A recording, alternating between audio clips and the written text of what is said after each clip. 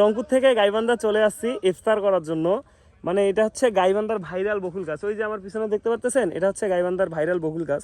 এটি হচ্ছে এই যে বিস্তীর্ণ মাঠ দেখতেছেন, পুরা একটা বিশাল বড় মাঠ না, মানে এটা হচ্ছে আমাদের আঞ্চলিক ভাষায় বলে কি জানেন, পাতার বা জমি এলাকা বা জমি বাড়ি, যেটাই হোক, যে যেই নামে চেনেন। বিস্তীর্ণ মাঠের মধ্যে এই বকুল গাছটি, এবং এই বকুল গাছটি কবে, কিভাবে, কে লাগিয়েছে বা কেনই বা এই বকুল গাছটি এখানে কেউ বলতে পারে না, কিন্তু বকুল গাছটি দেখতে অনেক সুন্দর। বকুল গাছটার জায়গাটা অনেক সুন্দর, পারে একটা টিউবওয়েল রয়েছে, সবাই আসে বসে।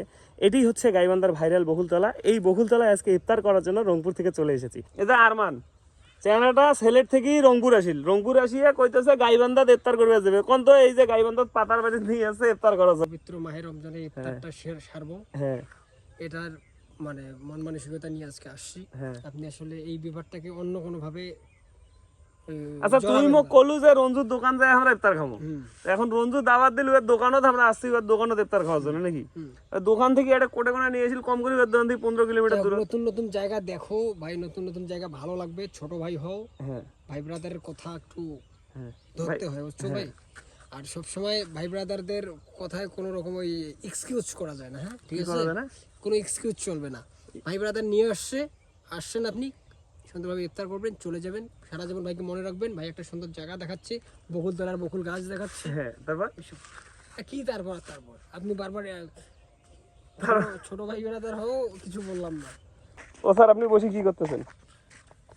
এডিট করতেছি আর ভাবতেছি কিছু একটা ভিডিও বানা যায় কিনা, কিছু একটা ভিডিও বানাবো, কিছু একটা ভিডিও বানাবো।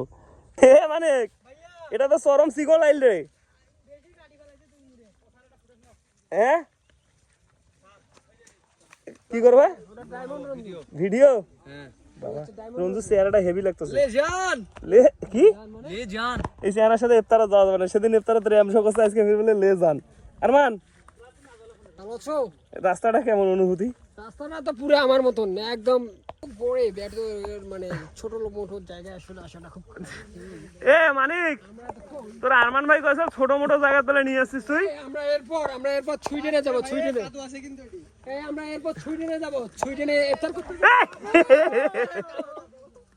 তো গেলাই সুইডেনে যাবাই লয় ভাই, সব নোংরা জায়গায়।